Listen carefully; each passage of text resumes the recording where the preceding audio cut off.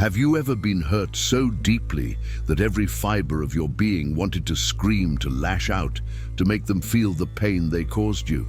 I understand that feeling, that burning desire for justice, for them to know exactly what they did to you. But here's what most people don't realize: revenge doesn't come from noise. It doesn't come from dramatic confrontations or public call-outs. True power, the kind that makes people truly regret their actions, comes from something far more potent: silence. Today, I'm going to share with you 10 Stoic strategies that will teach you how to respond when someone hurts you, not with anger, not with words, but with a dignified silence that speaks volumes. A silence so powerful, so unshakable, that it will make them question everything. This isn't about being passive. This isn't about being weak. This is about wielding the most devastating weapon known to philosophy: composed indifference. Because nothing, and I mean nothing, disturbs people more than realizing you've moved on without them, that you're thriving, that their actions meant so little to your peace that you didn't even dignify them with a response. The Stoics, Marcus Aurelius, Seneca, Epictetus, they all faced betrayal, insult and injury. But they didn't waste their energy on revenge. They understood something profound. When you react, you give away your power. When you remain silent and focused on your own growth, you keep it all. You become untouchable. And that, my friend, is what truly makes people regret losing you. Not your anger, but your absence. Not your words, but your silence. Not your pain, but your peace. So if you're ready to learn how to turn hurt into power, how to transform pain into unshakable calm, how to make those who wronged you wish they had treated you better without ever having to say a word, then stay with me. Because what you're about to learn will change not just how you respond to being hurt, but who you become in the process. Let's begin. Strategy 1. Master the art of emotional control. The first and most crucial strategy is learning to control your immediate emotional response. When someone hurts you, your brain immediately floods with chemicals, cortisol, adrenaline, preparing you for fight or flight. Your heart races, your thoughts spiral. You want to react right now, to say something, to do something, to make the pain stop. This is exactly what they expect. This is exactly what gives them power over you. The Stoic practice here is simple, but not easy. Pause. Just pause. Marcus Aurelius wrote, "You have power over your mind, not outside events." Realize this, and you will find strength. In that moment when you feel the sting of betrayal or insult, instead of immediately reacting, take 3 deep breaths. Feel the anger, acknowledge it, but don't act on it. Not yet. Maybe not ever. Here's what happens when you master this pause. First, you rob them of the satisfaction of seeing you hurt. People who hurt others often do so because they're hurting themselves. They want to see that they have an effect on you. When you remain calm, composed, unmoved, you deny them that satisfaction. You show them that they don't have the power over you that they thought they did.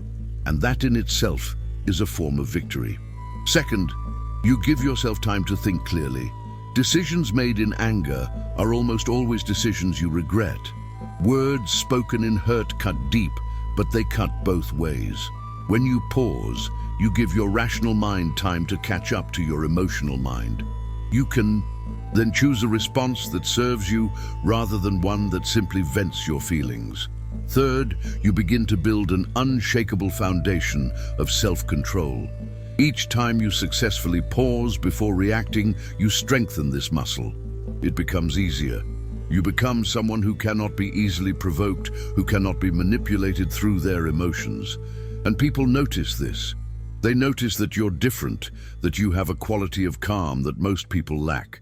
This makes some respect you, and others who wanted to hurt you realize they made a mistake. Practice this daily. When someone cuts you off in traffic, pause. When someone makes a snide comment, pause. When you receive a hurtful message, pause.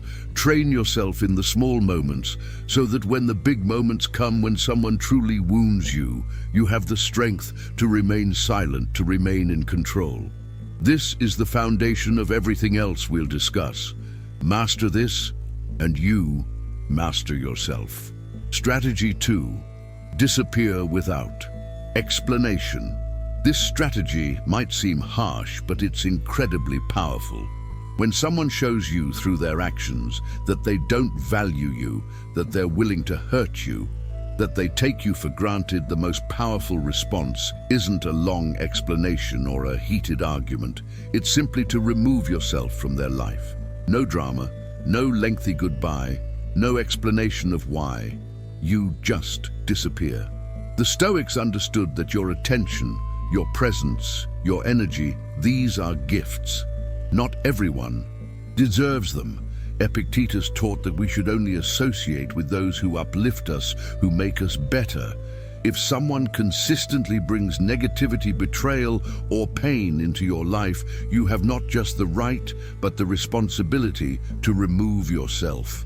Here's why this is so powerful. When you disappear without explanation, you create a vacuum. That person who took you for granted suddenly realizes you're gone.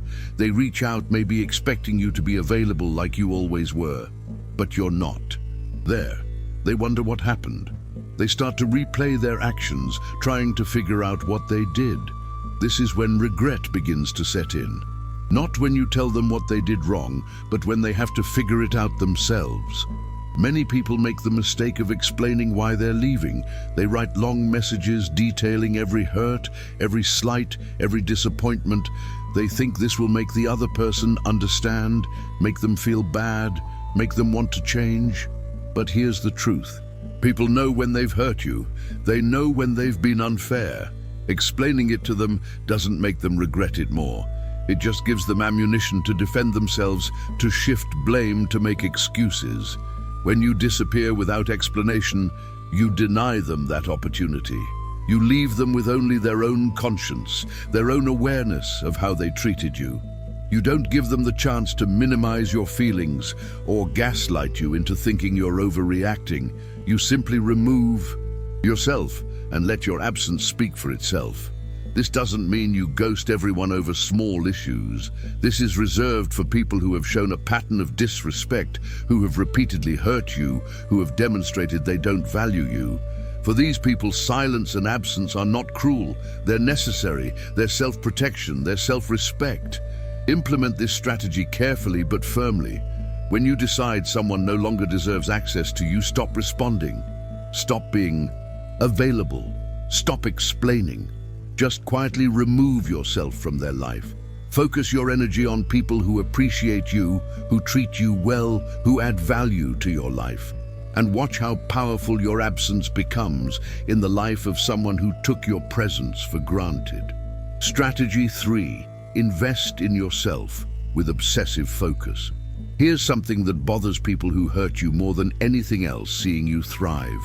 Seeing you become better, stronger, more successful, more attractive, more interesting. They expected you to fall apart without them to be diminished by their absence or their betrayal. When instead you flourish, it creates cognitive dissonance in their mind. It makes them question their own value and their decision to hurt you. This is where Stoic philosophy becomes incredibly practical. Instead of spending your energy on revenge or rumination, spend it on yourself. Obsessively focus on becoming the best version of yourself. Hit the gym. Pursue that project. Learn that skill. Build that business. Improve your appearance, your mind, your life. Make self-improvement your form of revenge. Marcus Aurelius constantly reminded himself that the best revenge is to not be like the one who performed the injury. Don't become bitter. Don't become cruel. Don't let what they did to you change who you are in a negative way. Instead, let it fuel your transformation. Let it be the catalyst that pushes you to levels you never would have reached otherwise. When you invest in yourself, several things happen. First, you genuinely become happier. You're not faking it for their benefit. You're actually building a better life. The endorphins from exercise, the satisfaction of learning something new, the confidence from achieving goals, these are real. You're not just performing happiness to make someone jealous. You're actually creating it. Second, you become more attractive to others. Success is magnetic, confidence is attractive. When you're genuinely focused on growth, you naturally draw better people into your life. New opportunities appear, new relationships form, and all of this happens while the person who hurt you watches from the sidelines, realizing what they lost. Third, and most importantly, you prove to yourself that you don't need them. So many people stay stuck in hurt because they haven't proven to themselves that they can be happy without the person who wounded them.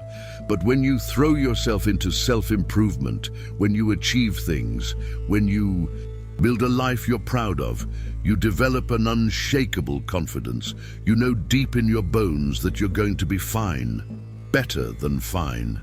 You're going to be extraordinary. Document this journey if you want. Share it on social media if that's your style, or keep it private. Either way, the person who hurt you will probably hear about it.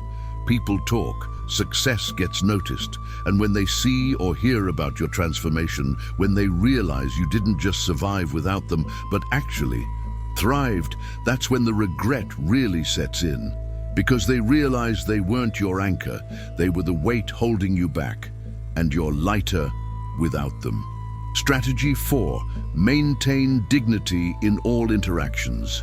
If you must interact with the person who hurt you, perhaps you work together, perhaps you share mutual friends, perhaps you have children together, the Stoic approach is to maintain absolute dignity. No snide comments, no passive-aggressive behavior, no obvious coldness, just polite, professional, distant kindness. This confuses people who hurt you. They expect anger or visible pain. They expect you to make them the center of your emotional world, when instead you treat them like a polite acquaintance, someone you respect but don't particularly care about. It unsettles them. They wonder if they ever mattered to you at all. They wonder if you've moved on so completely that they're now just a neutral figure in your life. Seneca wrote, "The best fighter is never angry." When you respond to hurt with anger, with visible pain, you're still fighting on their terms. You're still giving them evidence that they matter, that they affected you. But when you respond with calm dignity, with polite indifference, you take the battlefield away entirely. There's nothing for them to fight against. Your calm becomes impenetrable. This requires immense self-control, especially in the beginning. You'll want to let them know you're hurt. You'll want to make them feel guilty. You'll want some kind of acknowledgement or apology. But seeking these things gives them power. Maintaining your dignity regardless of their response keeps all the power with you. In practical terms, this means when you see them, you offer a brief smile or nod. If you must speak, you keep it brief and cordial. You don't ask about their life, you don't share yours. You treat the interaction like you would with a stranger at a bus stop, polite but not personal. You don't ignore them completely, because that shows you're still emotionally invested enough to avoid them. You simply treat them as neutral, irrelevant to your emotional state. Over time, this does something remarkable. It makes them question everything.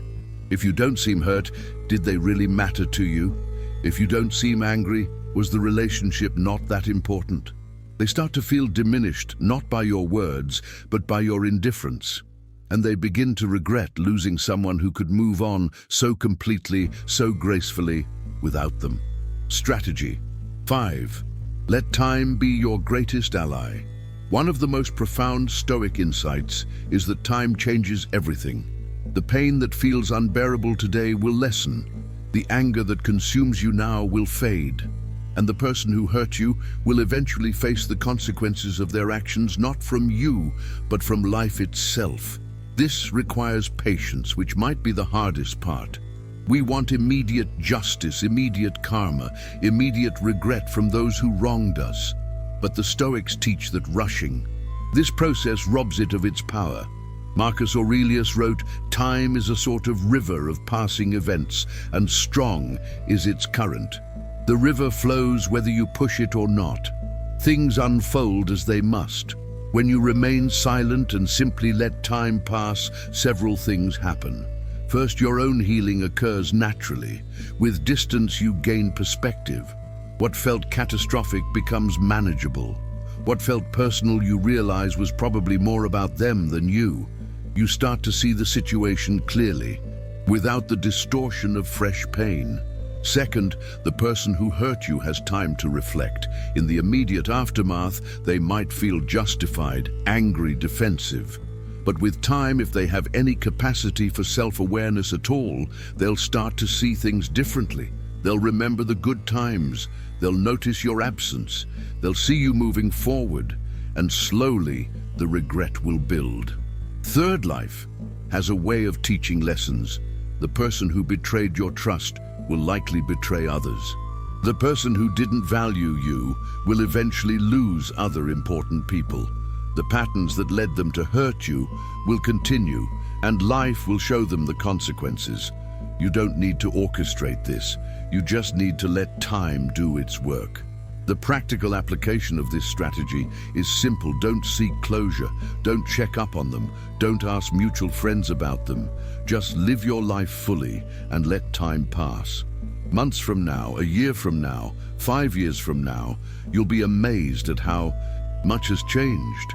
And there's a good chance the person who hurt you will reach out filled with regret, wanting to reconnect. At that point, you get to decide if they've earned a place back in your life. But that decision comes from a place of power, not pain, because time has healed you and shown them what they lost. Strategy 6. Build an incredible life. They're not part of this strategy goes beyond just self-improvement. It's about consciously creating a life so rich, so full, so joyful, that when you think about it, their absence isn't a hole, it's a relief. You surround yourself with better people. You pursue bigger dreams. You create experiences that have nothing to do with them. The Stoics, particularly Epictetus, emphasize that happiness comes from within, from our choices, from what we value. External people and circumstances can add to our joy, but they shouldn't be its source.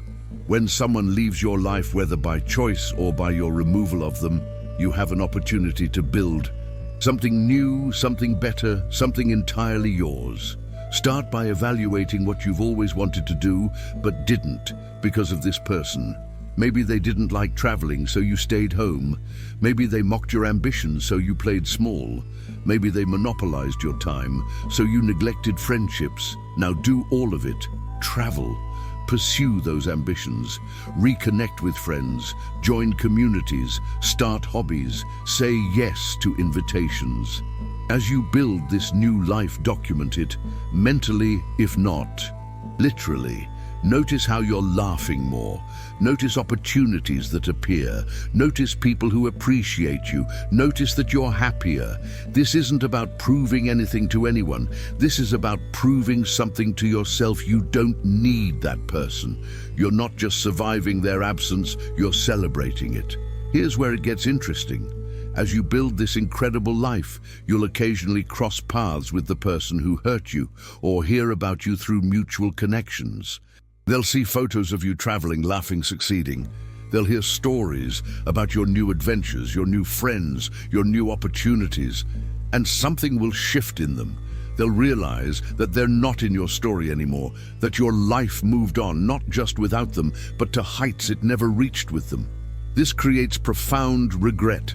Not the shallow regret of, I'm sorry I hurt you, but the deep existential regret of, I had something special and I destroyed it. They'll see that. You're not pining for them, you're not waiting for them, you're not even thinking about them. You're too busy living a life they're no longer part of.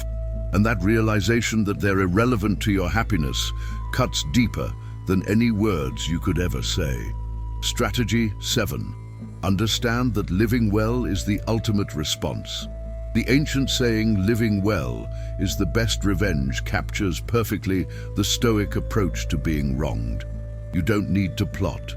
You don't need to scheme. You don't need to find ways to hurt them back. You simply need to live so well, so fully, so authentically that your life itself becomes the statement. When Marcus Aurelius was emperor, he had the power to destroy anyone who wronged him. But repeatedly in his meditations, he reminds himself that the best response to injury is to not become like the injurer, to maintain virtue, to focus on being good rather than proving others bad. This wasn't weakness. It was the ultimate strength. Living well means different things to different people, but at its core it means being at peace with yourself. It means waking up with purpose. It means having relationships that nourish you. It means working toward goals that matter to you. It means being proud of who you're becoming.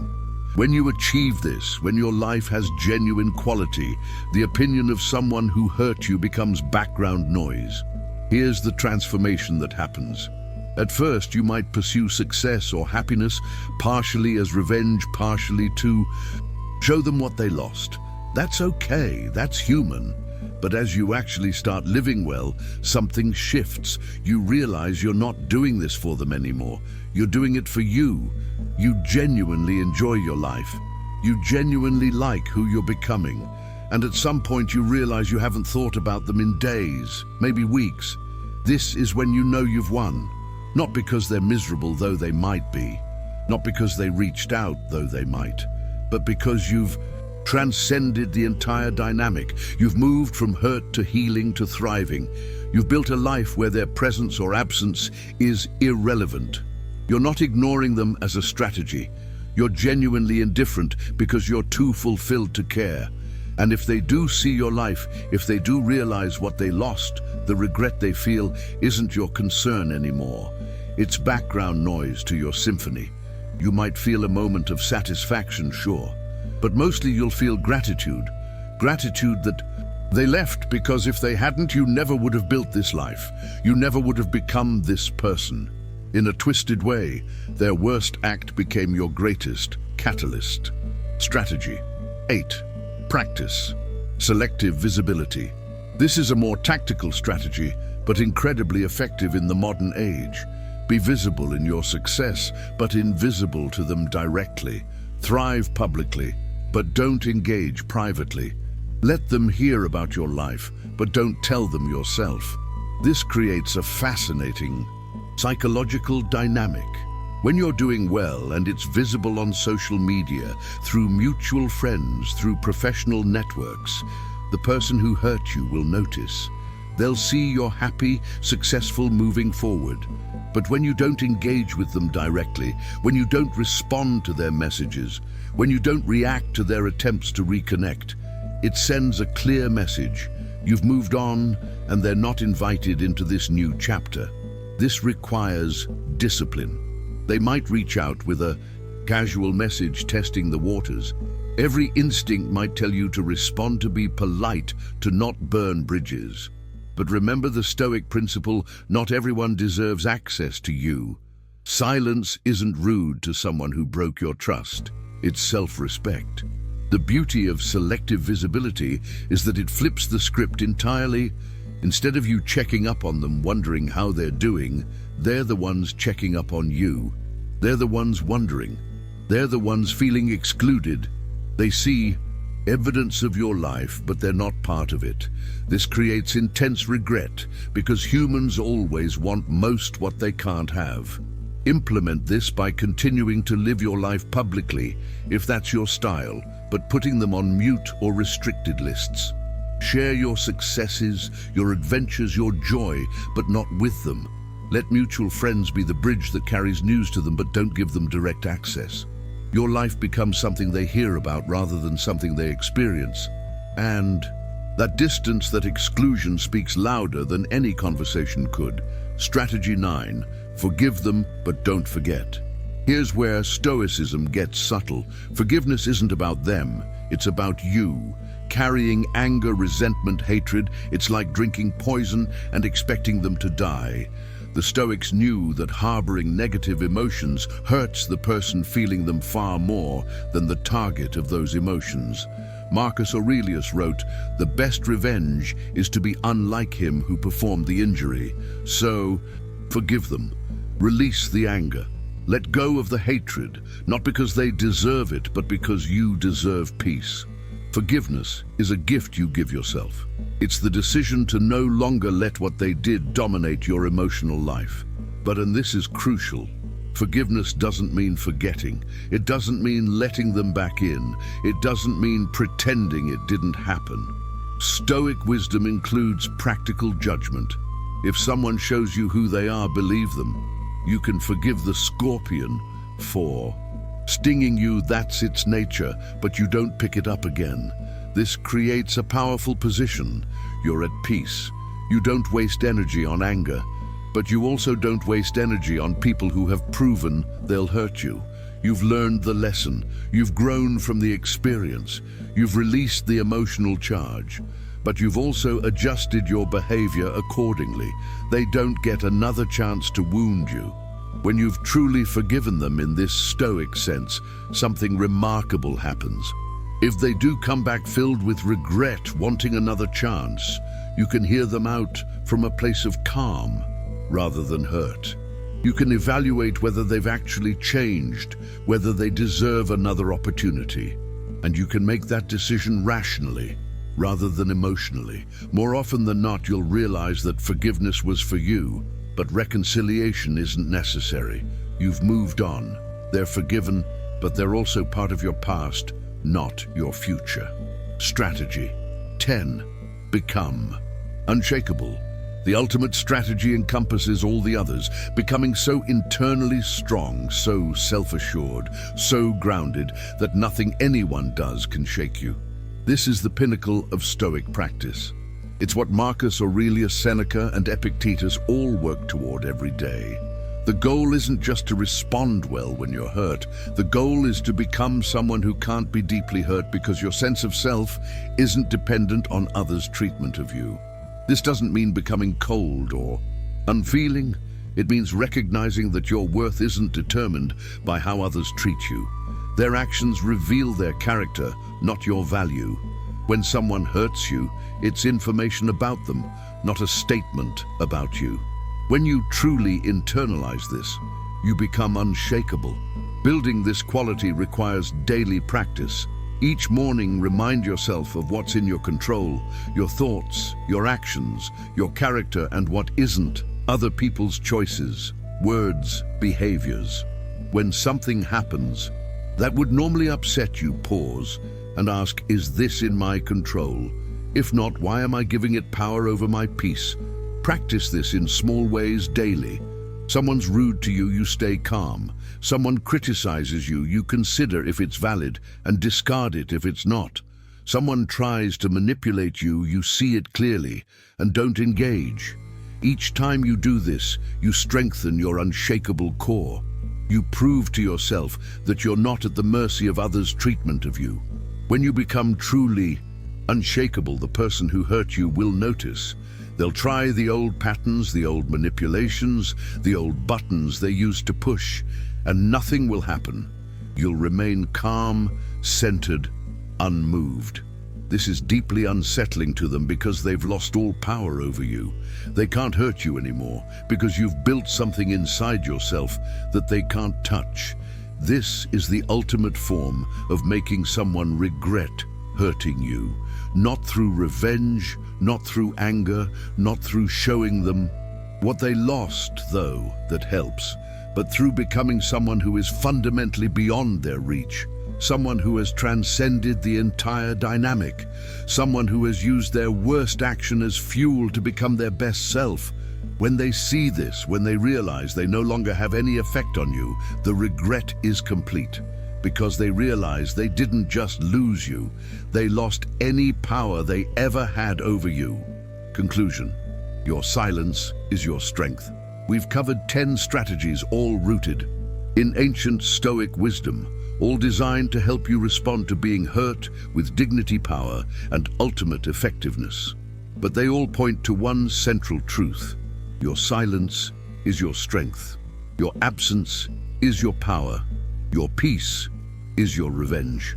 The world tells you to speak up, to call people out, to make them pay. But the Stoics knew better. They knew that the strongest response to being wronged is to remain unmoved, to focus on your own virtue, your own growth, your own peace, to live so well that the opinions of those who hurt you become irrelevant. This isn't easy. It requires discipline, patience, self-control.